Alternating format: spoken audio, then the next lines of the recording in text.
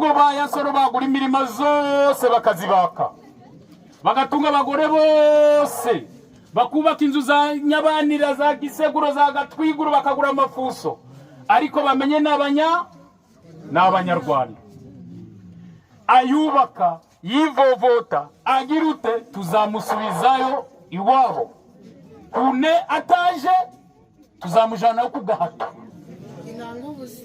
chama chetu kina nguvu sana chama chetu kina nguvu sana chama chetu kina nguvu sana chama chetu kina nguvu sana mubwoba mutanga makuru mwambie kapiteni amakuru mwenye ataonaga kwenye ya soro iko anakuya anatupatia habari tunamkamata tuzanyina bamama bakinyandonyi bayasoro banapendaga banamuke mujiaranje abatongoze sa munaikara naye tunakuya tukakifa kuna nyuma tukona nyie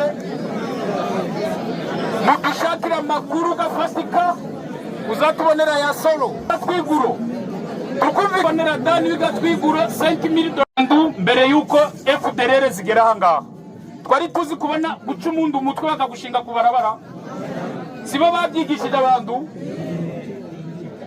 sasa mimi nakuya kubatosha muboga kwenye munaona tu bari kubebera ngimishushka dufite abasore birukangaga ngimyambi tukumvikana nukwuta mukagira kapitene vuba yagiye yabafashe yarashingegera zagiye ariko kinyandonyi nyabuneka muratesetse dukeneye ko muryama musinzira tukonaelewana miaka 30 ya vita si ya mingi beba kinyandonyi handu heraga kibagano gosara ma etage mu 21e siècle abantu bacaryama mu mazu y'ibyondo ni uzuni sana hari abakirera kubishogoshogo napfuye noneho tangia leo la ndugu kujenga nyumba ya bunyasi binakataziwa kulala kubishogoshogo binakataziwa kila mtu auze matela kabaka matela ka $10 bakagure turazana ingabo hano zibacunge ingabo zirahari ariko muve kubishogoshogo nyabuneka tuko naelewana kapiteni atakuwa anafanya patrui za usiku akiwa soda chini atutie mwile majia kutoka Bunyereza Buhinda Ngoma fasi yote atieko watu lakini kinyandonyi mufanye nini musinzie yengine atawapa nimero yenu na mimi ndawapa nimero yangu ukisikia napanya ku plafond andika ka message mbio tuko naelewana andika ka message mbio tutakuya tuko nakimbia paka tukuokoe kwa shida yenyu unapata na kama nasinzia mnaniita mimi naambia mimi kapiteni hapana kulala simba za Saramwe adusinzia tuko naelewana vizuri mwabagabo mwe gukubitani kinyandonyi hari hingeso ya kubebesha bamusika mimba bakiana banakimbia Bunya wengine wanaenda Uganda tulisha kwa na mashati asante papa kabagabo barapaye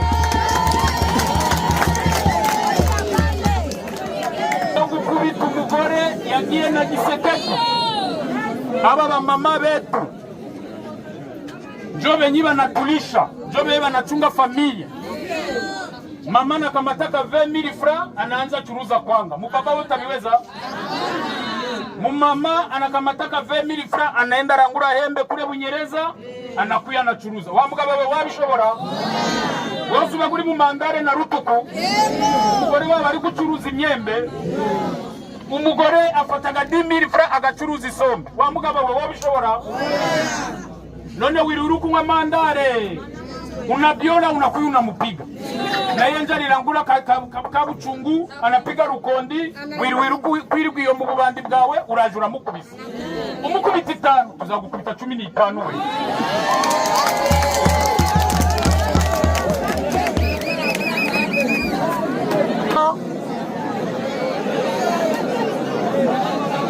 mubaba damu banyu mubape heshima yabo Yengine shida hii biro ya eta civile ya groupement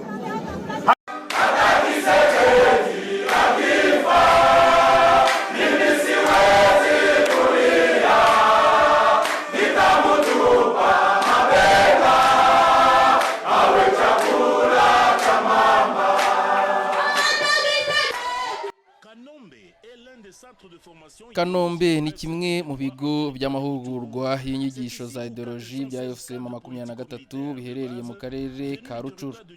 Aha niho abakada 416 bavanze bafite inshingano za politike z'igisirikare baturutse muri teritwari ya Nyiragongo. Bose amahugurwa yabo kuri uyu wa kane tariki ya 7 Gicurasi 2026 nyuma y'iminsi gusa 6 bayakurikirana. Abakuru b'umudugudu, abanyacyubahiro, abayobozi b'amatsinda n'abashinzwe ingo bahawe inyigisho zibanze kuri ideoloji ya Alliance Fleuve Congo Mouvement du 23 Mars. Izo ni inyigisho rero zirimo imiyoborere myiza, leadership, amahame ya revolution, imyitwarire n'indangagaciro z'umukada w'ibanze, amateka y'amakimbirane muri RDC, ubumwe n'imibanire myiza mu muryango w'abanyekongo ndetse na filozofi na politiki bya 23. Umuhango wo gusoza aya mahugurwa uzi nka pass out wayobowe na Bertrand Bisimwa, umuhuzabikorwa wa politiki wungirije wa AFCM 23, akaba na perezida wa 23 witabiriwe kandi na Benjamin Bonimpa, umunyamabanga uhoraho wa AFCM 23, ndetse na guverineri wa Nord Kivu Bahati Musanga Erasto. Aho byabereye hatangarijwe ko iri yari itsinda rya gatatu ry'abarangije amahugurwa rizwi nka Intake 005 uongozi bora cyangwa se bisobanura imiyoborere myiza. Umuyobozi ushinzwe mobilisation Desire Ukomera yavuze ko muri ayo mahugurwa baganiriye ku mahame mashya ya revolution n'impamvu zayo: amahoro, ubwiyunge, ubumwe n'imibanire myiza mu muryango. Banigishijwe uruhare rw'urubyiruko n'abagore muri revolution, uburyo bwo gukora mobilisation, doctrine n'icyerekezo cya muvoma, indangagaciro bahuriyeho ndetse n'amahame bagomba gukurikiza. Yongeyeho ko banigishijwe imyitwarire myiza y'umunyamuryango wa muvoma ndetse no guhindura imyumvire kugira ngo abaturage bose bagire uruhare mu iterambere ry'igihugu, ry'imiryango yabo n'iry'urubyiruko. Yashimiye ubuyobozi bwa Nord Kivu bwafashije kugira ngo ayo mahugurwa abeho, anavuga ko bazakomeza gushyira mu bikorwa ibyo bize kugira ngo hubakwe imiyoborere myiza. Yasabye kandi ko n'abandi bayobozi batarabona ayo mahugurwa bazayitabira mu gihe kiri imbere. Mu ijambo rye, Guverineri Bahati Musanga Erasto yasabye abayobozi kwigisha abaturage gukundana no kureka ivangura rishingiye ku moko. Yavuze ko nta muntu wahisemo ubwoko avukamo, bityo abantu bakwiye kubana mu rukundo no mu bumwe. Yasabye kandi ko abaturage begerezwa ingabo ndetse hakubakwa ubufatanye mu kubungabunga umutekano muri kariya gace babohoje. Benjamin Bonimpa, umunyamabanga uhoraho wa 23 akaba n'umuyobozi w'urwego nshingabikorwa, yibukije abarangije amahugurwa inshingano zabo. Yavuze ko batagomba kuba abatware n'ubwo bagomba kuba abayobozi nyabo bayobora abaturage berekeza ku ntego nziza. Yasobanuye ko umuyobozi nyawe ari ufungura inzira kandi akabera abaturage urugero rwiza. Yashimangiye ko abaturage ari umutungo wa mbere wa Mouvement Révolutionnaire Congolaise ndetse ko ingabo zabo zicunga umutekano ijoro n'amanywa kugira ngo zirinde abaturage.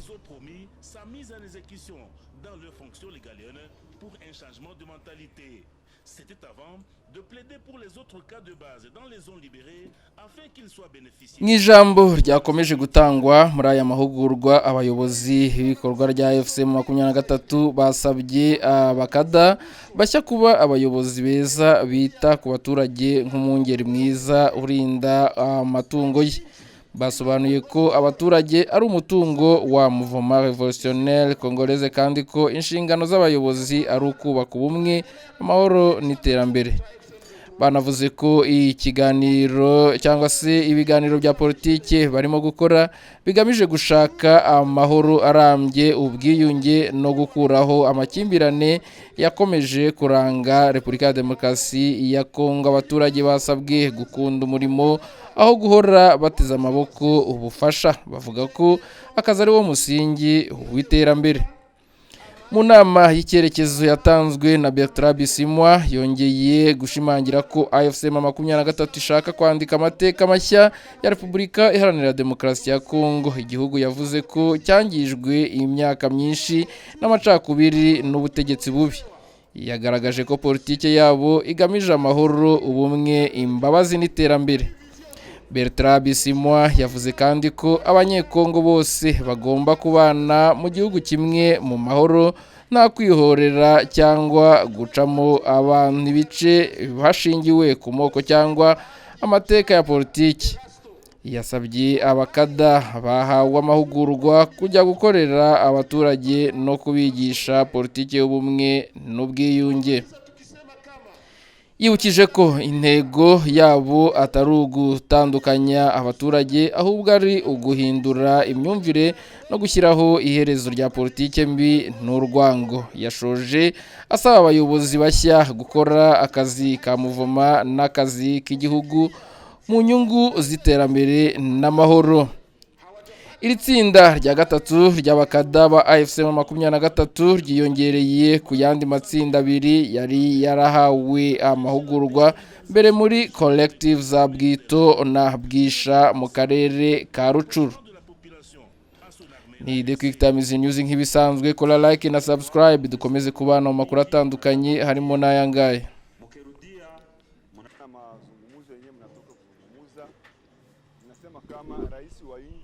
Mu yandi makuru hari abavuga ko Perezida wa Repubulika Iharanira Demokarasi ya Kongo ari we mugaba w'ikirenga w'ingabo za Kongo.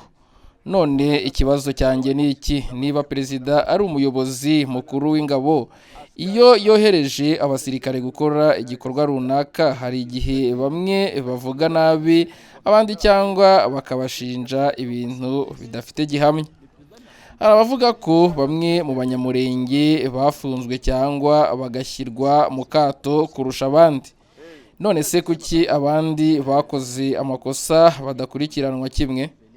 Hari abashinja ubutegetsi bwa Joseph Kabila kuba bwarasanye imitwe yitwaje intwaro ku misozi ya Minembwe kuva muri 2017 kugeza muri 2018, ibintu byakomeje guteza intambara.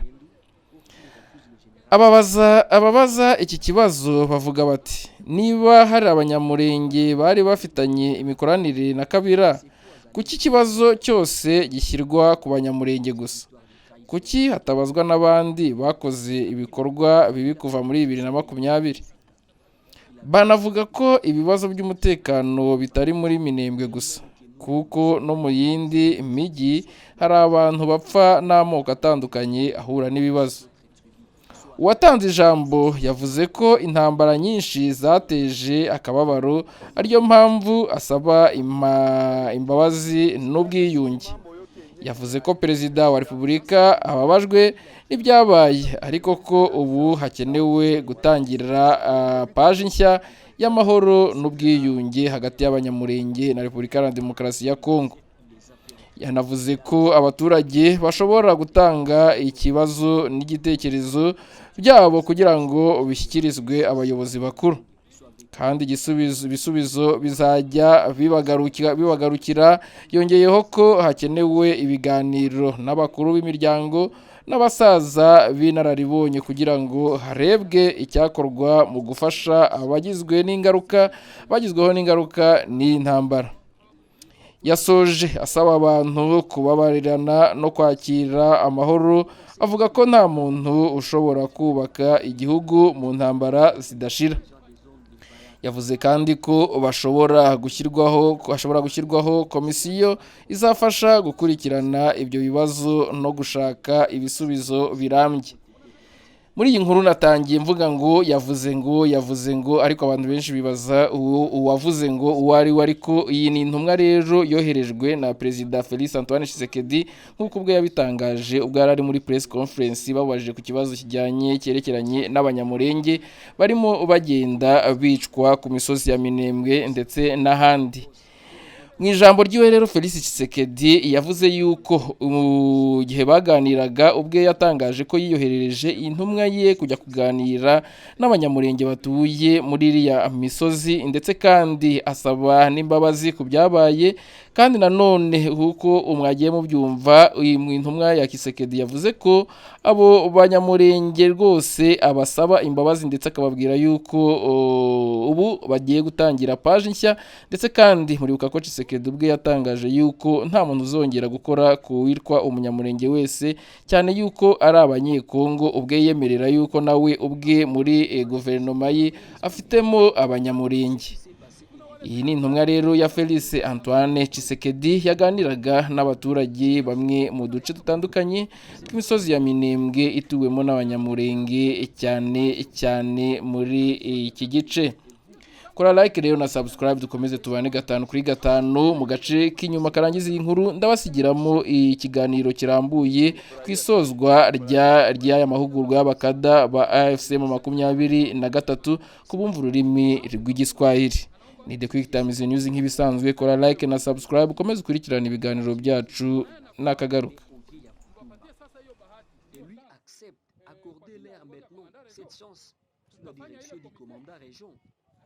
Nous allons mettre en place ces comités. Puis nous verrons comment trouver une bonne idée, n'est-ce pas?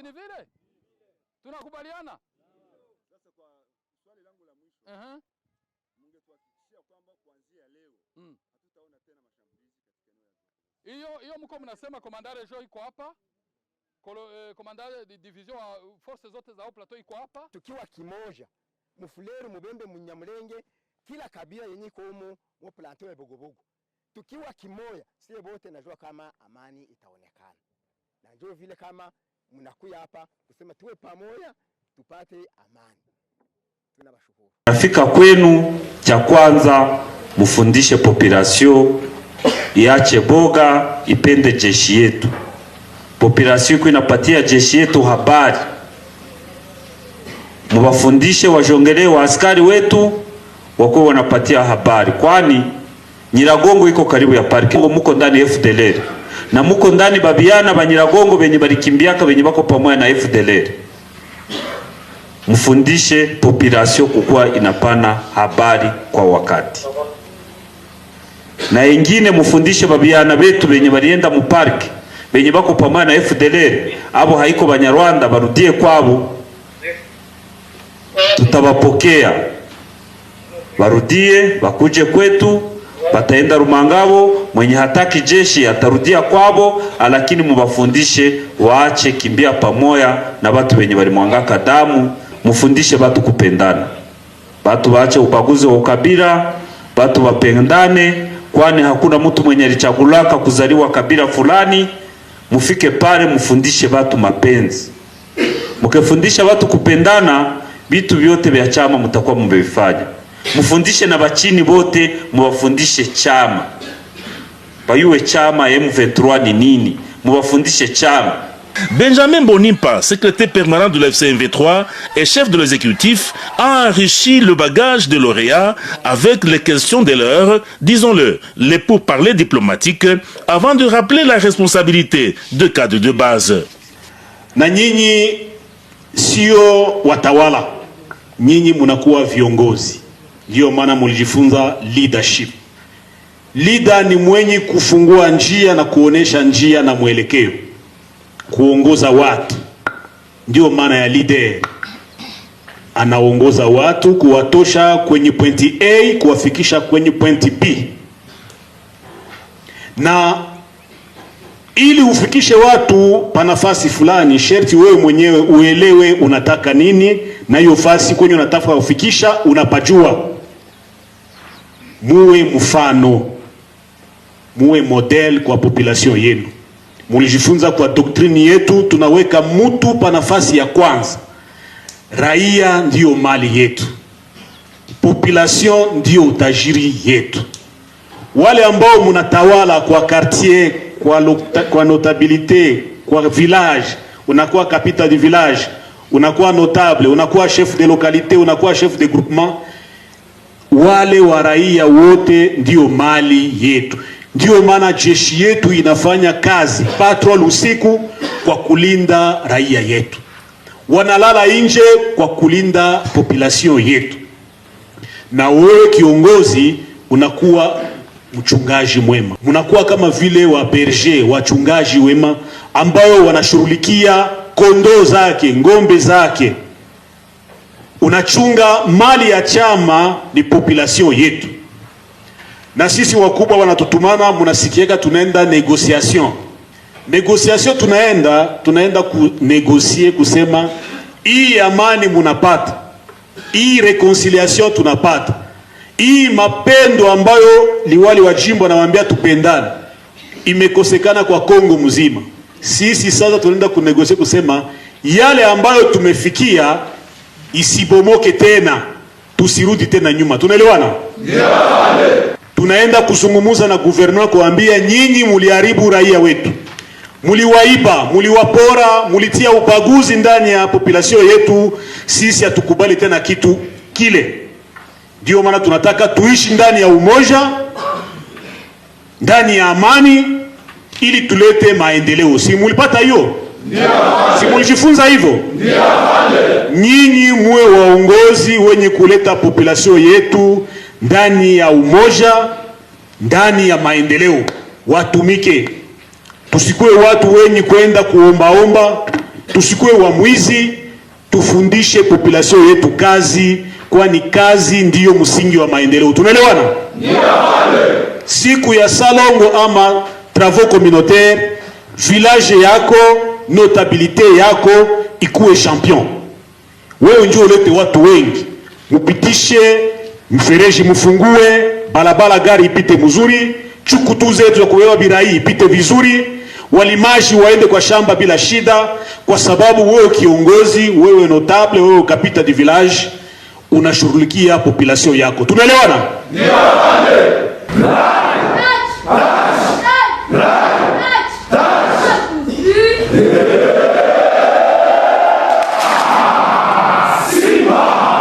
Le moment propice, ce sont les conseils et orientations du coordonnateur politique adjoint Bertrand Bissimois. Il a aussi martelé sur la nouvelle écriture de l'histoire de notre pays. La RDC, pays détruit il y a des décennies par le régime de Kinshasa, utilisant le tribalisme, le cannibalisme comme mode de vie. Aujourd'hui, l'AFC M23 prône la paix, l'unité, le pardon, le développement, a-t-il dit. Mais quelles sont les attentes de cette formation? Bertrand Bissimois a rappelé. Wenye waliharibu inchi ni viongozi wa inchi kutoka ngazi ya juu mpaka chini. Na somo hili ambazo mulifata hapa ilikuwa ni kuwaelewesha namna gani kiongozi anapashwa kuwa, ili tuende kubadilisha inchi, tuijenge vizuri na tuijengee wananchi, tuijengee watoto wetu, tuijengee wale ambao watakuja kisha sisi, tujanze historia mpya ndani ya nchi yetu. Waliweka siasa ya kutenganisha watu, lakini sisi kwa chama tulisema uwe mrefu, uwe mfupi, uwe mnene, uwe wa kugonda, uwe wa rangi nyekunda, uwe wa rangi nyeusi, sisi sote tunakuwa Wakongomani, tuko ndani ya nchi moja, tuliwekwa na Mungu ndani ya nchi yetu, na tunapashwa ishi pamoja kila siku. Uwe mubaya, uwe mzuri, sisi sote tunapasha kuishi pamoja. Mulifata mafunzo hiyo hapa. Na sisi siasa zetu sio za kutenganisha watu, ama za kukuyafanya vengeance contre wamoja ambao walifanya mabaya.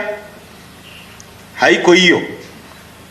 Siasa yetu ni kuweka watu wote pamoja, wasameane, waanze upya, wajenge mpya pamoja, ili tutumikie sisi sote nchi yetu na tujenge amani. Mjenge amani, mjenge maendeleo. Ndio vitu viwili tunangoja. Na pia sawa viongozi, mutaenda tumikia raia, na mwa ile kutumikia raia munakuwa munatumikia chama. Na kutumikia chama pia ni kufundisha watu, ni kubadilisha watu. Hiyo mangovi walikuwa nao mbele, hizo siasa mbaya za wazalendo, kwa niaba ya chama na uongozi wa chama tunasema tunaweka mwisho kwa ikosi yenyu, na tunawatuma mwende kufanya kazi ya chama na kazi ya nchi. Asante sana.